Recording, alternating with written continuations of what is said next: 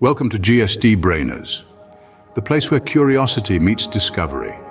Have you ever wondered why we are afraid of the dark? A question that has crossed the minds of many of us. From toddlers to adults, from the east to the west, the fear of the dark is a universal phenomenon that transcends cultures, age groups, and geographical boundaries. Take a moment and consider this. Is it really the darkness that instills fear in us, or is it something more profound?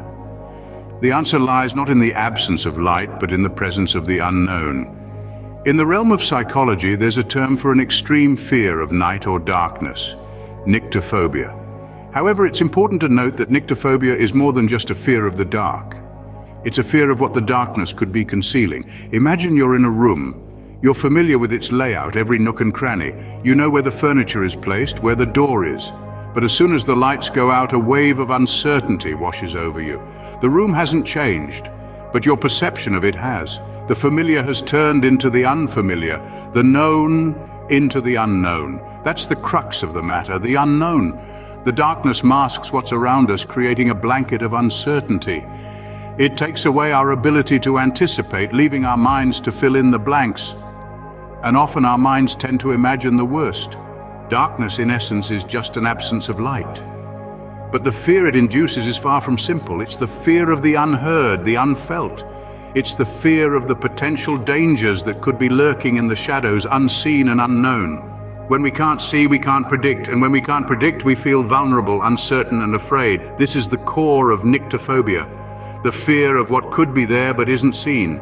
So it appears that our fear of the dark is more about what we can't see and less about the absence of light. Our brains have a remarkable ability to seek out patterns, often transforming random shapes into familiar ones, like spotting various objects in the clouds. This adaptive behavior is rooted in our fundamental need for visual information to create a complete spatial picture, particularly in low-light conditions. It's intriguing to note that our fear of the dark typically peaks between the ages of 4 and 6, gradually waning by age 9, although for many individuals this fear lingers throughout their lives. It's safe to say that all of us experience some form of fear or discomfort related to darkness, albeit in varying degrees and expressions. Surprisingly, 40% of adults confess to experiencing fear in their own homes when darkness falls. In an attempt to alleviate this fear, many people resort to sleeping with lights on. However, this coping mechanism may come with adverse effects. Studies indicate that dependence on artificial light at night could potentially lead to obesity, depression, sleep disorders, diabetes, heart disease, hastened brain aging, elevated blood pressure, and increased risk of cancer. So, is light truly better for us than darkness? But how did this fear of the dark originate?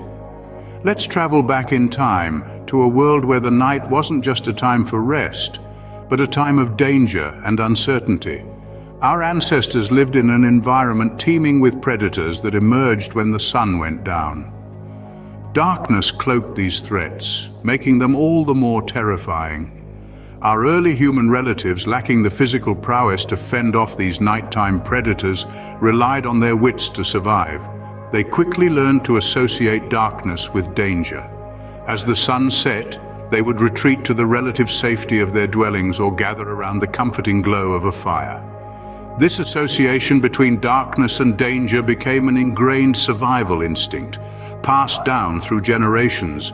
It's what we now call fear of the dark. This instinct served our ancestors well. It kept them on their toes, alert to the rustle of leaves or the snap of a twig that could signal a lurking predator.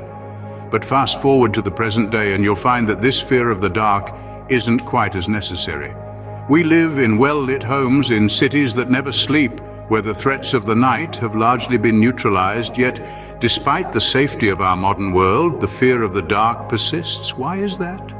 Well, our psyche still carries the imprints of our ancestors' experiences. The darkness, devoid of any visual information, is still perceived as a void filled with potential threats.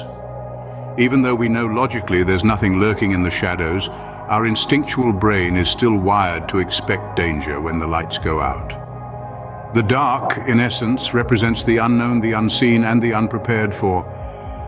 And it's this primal fear of the unknown that keeps us checking under the bed or jumping at shadows.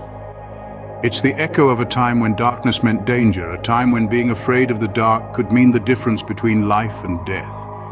Despite the comforts of our modern homes, our minds are still wired to associate darkness with danger. But is there more to our fear of the dark than just evolution and survival instincts? Indeed there is. Here we delve into the role of media and storytelling. It's no secret that our society is saturated with narratives that paint the dark as a place of danger and deceit. From horror films that play on our deepest fears to chilling ghost stories whispered around campfires, darkness is often depicted as a breeding ground for malevolent forces that lurk unseen.